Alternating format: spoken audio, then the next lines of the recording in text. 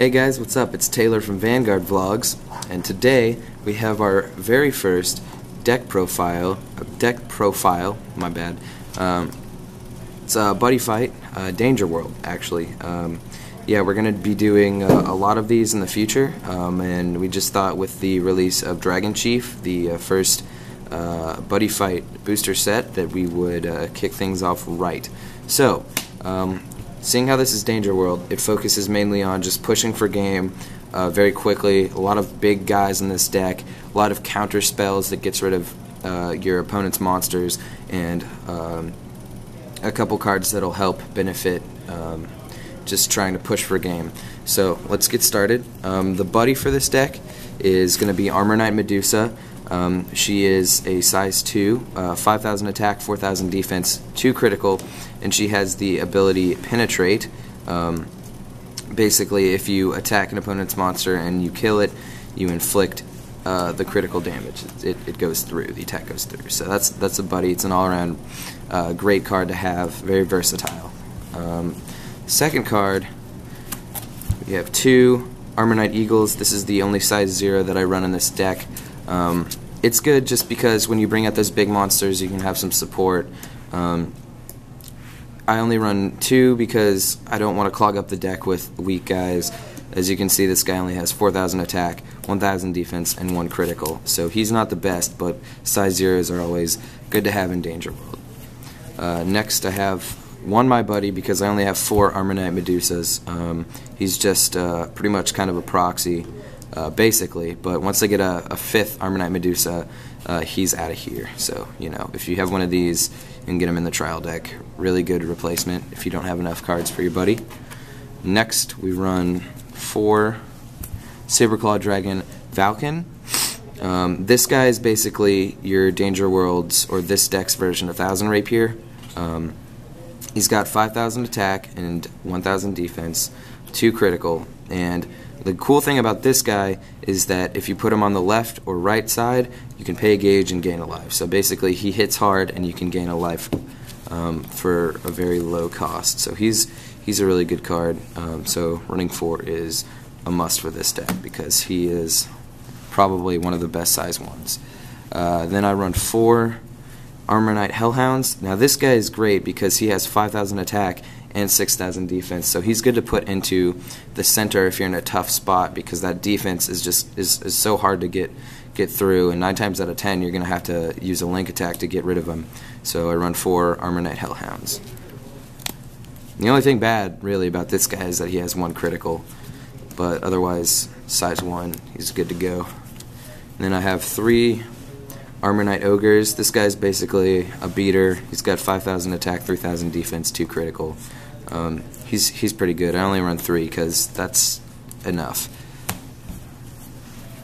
Then for size 2s, we have 4 Armor Knight Golems. Now this guy is a beast. He's your pretty much vanilla with 5,000 attack and 8,000 defense, a whopping 8,000 defense and 2 critical. So also, if you're in a tight spot, I would suggest running him. 4 is a really good number because it's just defense when you need it and offense when you need it, and he's a great card. Great guy. And then of course I have 4 Armor Knight Medusas, but you know, I had that my buddy, and she's my buddy of course, so I run 4 of her in the deck. Basically, she's good. I explained her earlier, so 4 of her. Then we have 2 Fighting Dragon Demon Godels. Now this guy is a freaking powerhouse in this deck. 5,000 attack, 3,000 defense. Doesn't seem that great, but he has Soul Guard and counter attack. But his call cost is put a monster from your field into the drop zone and pay 2 gauge. And that's honestly not that big of a sacrifice because he just lays defense down hard, and if your opponent wants to get rid of him, he's going to have to sacrifice guys, which is a huge plus. So only 2. Because I don't want to, you know, sacrifice too much for this guy, but otherwise he's great. And then finally, for size 3, we have 2 Armor Knight Demons. This guy is insane because not only does he have 9,000 attack and 8,000 defense with 3 critical, he also has double attack, so you can swing for 2, and also the 3 critical just adds so much pressure to the game, and it takes your opponent so many resources to get rid of them. So I run 2. And that's it for the monster lineup. Let's go on to weapons. Basically, I run 4 hysteric spears and 3 boulder piercings. This hysteric spear is basically your penetrate weapon. This deck focuses a lot on penetrate, and then boulder piercing spear is good just for a backup. I don't run any generic cards in this deck. That's just how the build works. Feel free to make any adjustments or whatever, but as of right now, I've been doing pretty decent with this deck. And its equip cost for hysteric spear is 2 gauge, which isn't bad, seeing how it's 5,000 attack, 2 critical, and penetrate. And then for spells, we have 2 Crimson Slashes. I kind of want to run more, but I'm not too sure what to replace. He's good because you pay 1 gauge, get rid of a size 1 or 2 guy, so it's good for taking out those high defense guys if you don't want to risk anything. We have 4 of these Battle Aura Circles. Now these are good for your nullify attacks. So if you're, like if you have monster weapon and you don't have a guy in the center because you're just trying to push for game really hard, this guy is pretty freaking awesome, because if you have multiples in hand, you can pretty much stop any kind of attack in your opponent's tracks. Now I only run 2 Invigorating Breaths because if the more you run, the less life you gain every time you use it. So I only run 2. You gain 4 life the first time you use it, and then 3 life the second time you use it, and the number of life you gain after using it each time goes down. So this is a really good card to have, especially late game when you're pushing low life. So 2 of those. We got 2 double guillotines, and this card is really silly. I really don't know what to think of this guy so far.